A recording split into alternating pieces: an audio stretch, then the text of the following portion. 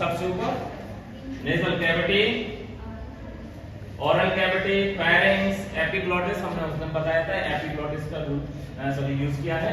लैरिंग्स, mail में Adams apples होते हैं। इसके बाद ट्रेकिया, कार्टिलेज, सी लाइक स्ट्रक्चर्स। फिर इसके बाद आते हैं टू पार्ट्स में डिवाइड हो जाता है, राइट लंग्स, लेफ्ट लंग्स, जिसमें आगे चल के क्या होते हैं ब्रैंकियोल्स, ब्रोंकाई, ब्रोंक्यूल्स और एल्वोलाई। ये नॉर्मली हमारे रेस्पिरेटरी सिस्टम्स के पार्ट हैं।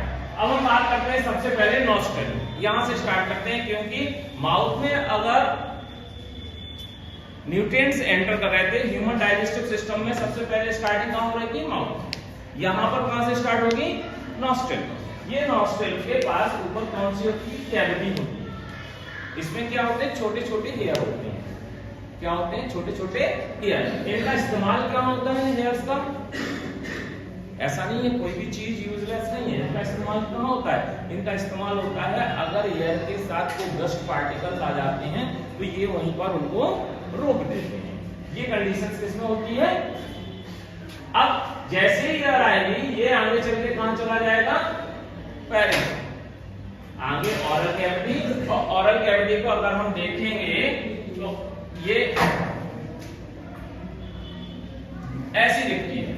कैसे दिखेगी, इस टाइप से ओरल कैविटी। ये हम ऐसे चैम्बर्स के बाद सीधा यहाँ पे देखेंगे तो ये हम कैसे दिखती है, बिल्कुल कभी कभार ये बाहरी वाला पार्ट से, ये पूरा चैम्बर यहाँ पर एयर रहते हैं और ये यहाँ से एयर सीधी निकल के कहाँ जाएगी ओपनिंग ऑफ एयर।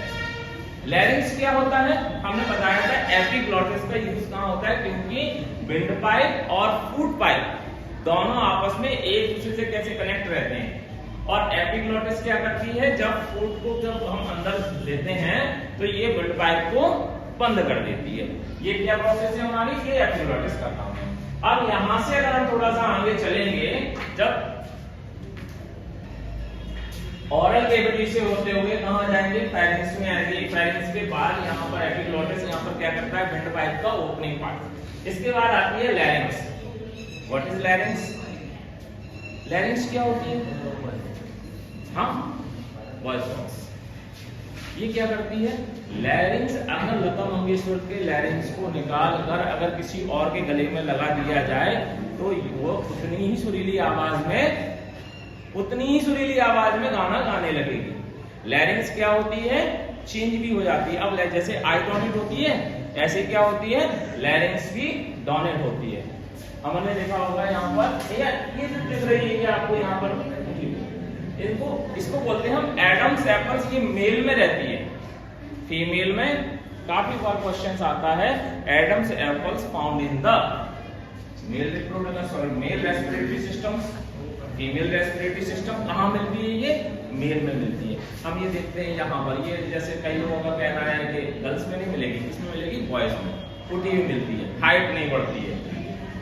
ठीक है, ये कहाँ मिलेगी एडम्स एपल्स, इसको क्या बोलते हैं हम एडम्स एपल्स। कहां मिलता है केवल मेल रेस्पिरेटरी सिस्टम्स में। ये यहाँ पर क्या हो गया सीधा निकल के फिर आएगी क्या हमारे ट्रेकिया। देखते हैं ये ट्रेकिया एक घर में हमने देखा होगा सिंक लगी रहती है, सभी के नीचे एक लेजम लगी रहती है, देखा है पाइप, और पाइप में वो इस टाइप के राउंडेड लगे रहते हैं। ट्रेकिया क्या है, ट्रेकिया में सी लाइक के कार्टिलेज के क्या होते हैं छल्ले टाइप के, यानी कि आधे राउंड इस टाइप से रहती है ऐसे।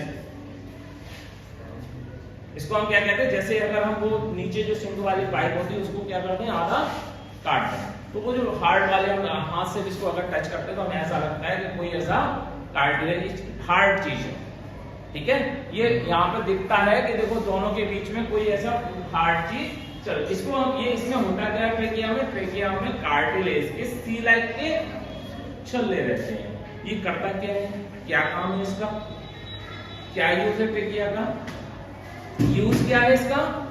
जब हमने देखा होगा घर में मोटर चलती है, लेजम लगती है, पानी आता है तब तक तो ठीक है, उसके बाद वो लेजम क्या हो जाती है पिचक जाती है, क्या हो जाते हैं दोनों साइड उसके बंद हो जाते हैं। तो जब ट्रेकिया यूज क्या करते हैं, जब कभी किसी कंडीशन में जब इसमें एयर नहीं रहे तो ये ट्रेकिया आपस में दोनों बल्स क्या है पिचके नहीं, हार्ड बने रहेंगे, तो इससे क्या होता है ये बंद नहीं होती है। ट्रेकिया में क्या मिलेंगे? सी लाइक के कार्टिलेज के छिल्ले। ट्रेकिया। आगे हम चलेंगे, ऐसा कुछ नहीं होता बॉडी के अंदर, हार्मफुल जैसा ऑर्गन्स नहीं होता। कौन सा ऑर्गन होता है? Vestigial organ. और वेस्टिजियल ऑर्गन्स हार्मफुल नहीं होते, ठीक है। अगर होता तो ये कप्पा यहाँ पर डैमेज करके थायराइड ग्लैंड्स को डिस्टर्ब कर चुका होता, ठीक है। आगे हम यहाँ पर चलते हैं, थायराइड ग्लैंड्स कहाँ मिलती है? यहीं पर ले रहे हैं, ठीक है। ट्रेकिया आगे डिवाइड किस पे चली जाती है? ट्रेकिया आगे कहाँ चलेगी? आगे डिवाइड हो जाती है ब्रोंकाई एंड ब्रोंकियल्स में, और ये आगे आगे अलग दोनों लंग्स में एंटर कर जाएगी। ये क्या है? ब्रोंकस। ये ब्रोंकस आगे चलके किसमें कन्वर्ट होंगे? एल्वोलाई में। एल्वोलाई क्या होता है? एल्वोलाई जैसे ग्रेप्स देखिए हमने, अंगूर के छल्ले लटकते रहते हैं गुच्छे टाइप के, ऐसे लंग्स में इस तरीके की एल्वोलाई रहती है। ये एल्वोलाई करते क्या है? इन एल्वोलाई में ही गैसेस एक्सचेंज होता है by the process of filial diffusion. जबकि यहाँ पर एक प्रेशर जनरेट होता है जिसकी वजह से गैसेस कार्बन डाइऑक्साइड और ऑक्सीजन आपस में इंटरचेंज होती है। लेकिन हम यहाँ पर नॉर्मली अगर लैंग्वेज में बात करेंगे by the process of diffusion. तो हमारे रेस्पिरेशन की प्रोसेस जो है वो कितने पहले पार्ट क्या है? Breathing process. ब्रीथिंग क्या होती है? ब्रीथिंग प्रोसेस सांस इनहेलेंस और एक्सहेलेंस। ऑक्सीजन का अंदर जाना और कार्बन डाइऑक्साइड का बाहर जाना। अब ऑक्सीजन अंदर आ गई, दूसरी प्रोसेस क्या है? Gases exchange. दूसरी प्रोसेस क्या है? Gases exchange. गैसेस एक्सचेंज क्या होता है? गैसेस, रेस्पिरेटरी गैसेस कौन कौन सी हैं? ऑक्सीजन एंड कार्बन डाइऑक्साइड, ठीक है। तो ये गैसेस एक्सचेंज कैसे होगा? कार्बन डाइऑक्साइड बाहर कैसे निकलेगी, ऑक्सीजन अंदर कैसे आएगी, ये प्रोसेस कैसे होगी? Gases exchange. कहां होगी? एल्वोलाई। इन एल्वोलाई में ब्लड कैपिलरीज का जाल होता है, ट्रैक होता है। क्या होता है? Blood capillaries. अब हमें पता है कि ह्यूमन हार्ट जो होता है वो डबल सर्कुलेशन करता है, यानी कि डीऑक्सीजनेटेड ब्लड लेके आता है कहां पर? लंग्स में, और ऑक्सीजनेटेड ब्लड लेके कहां चला जाएगा? बॉडीज में, ठीक है। तो ये क्या करता है?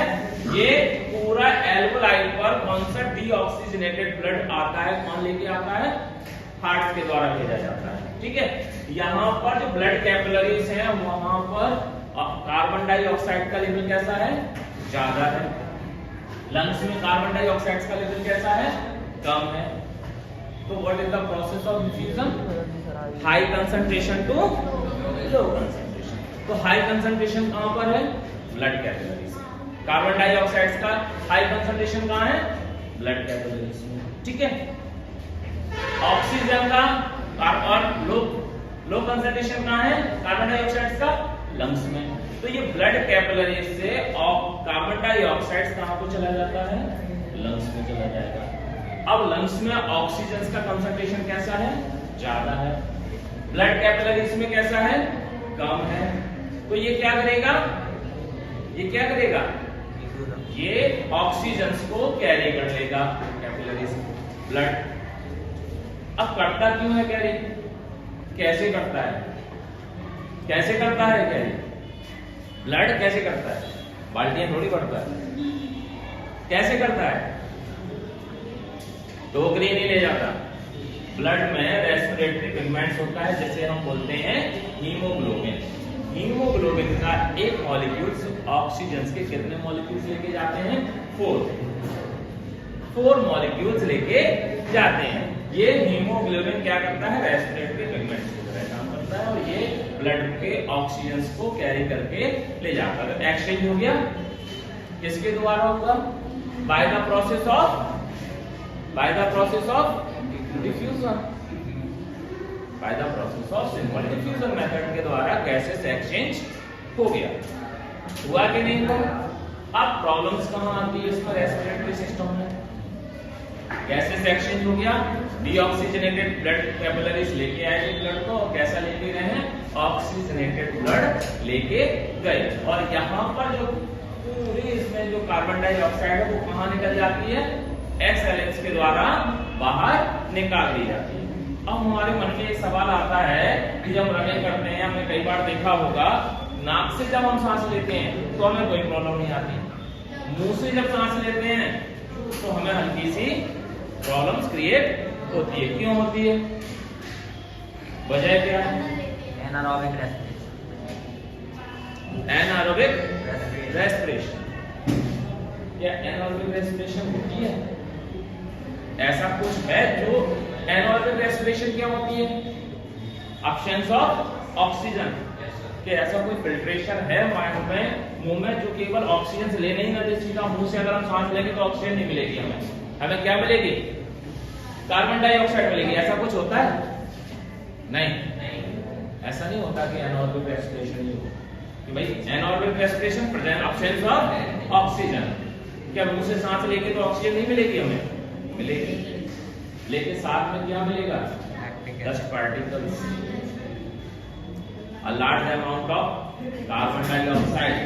क्यों? क्योंकि सारी चीजें क्या होती हैं। और दूसरी बात, एक चीज और है, एक गैसेस और है जो सबसे ज्यादा है एनवायरमेंट में, नाइट्रोजन। नाइट्रोजन बिल्कुल कैसी रहती है? लगभग न्यूट्रल कंडीशन में रेस्पिरेशन की प्रोसेस में अपना रोल प्ले करती है। तो प्रॉब्लम्स क्या आती है? प्रॉब्लम्स मैंने इसलिए बताया क्योंकि इसका अगर डिसऑर्डर्स अगर हम देखेंगे तो क्या आता है? स्मोकिंग। अगर रेस्पिरेटरी सिस्टम्स का डिसऑर्डर अगर हम देखेंगे तो उसमें सबसे पहले क्या आता है? स्मोकिंग। तो स्मोकिंग कहां से? माउथ। हमें स्मोकिंग कैसे इंसर्ट करता है रेस्पिरेटरी सिस्टम में? स्मोकिंग सभी जानते हैं, स्मोकिंग कि नहीं जानते? हाँ, ये क्या करता है? देखा है, कभी कभार देखते हैं फिल्मों में, देखते हैं इतना सारा टार देखते हैं और ये वो निचोड़ के दिखाता है, उनका फेफड़े उनमें निकाल के दिखाता है, बोले ये देखो, बोले इतना सारा टायर आपको बीमार करने के लिए काफी है। होता है ना? वजह क्या है? ये कहां से आता है? ये स्मोकिंग जो कंडीशन होती है, ये सीधा कहां चला जाता है?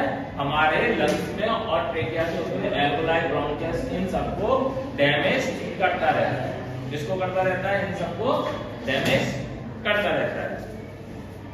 बंद कर देना।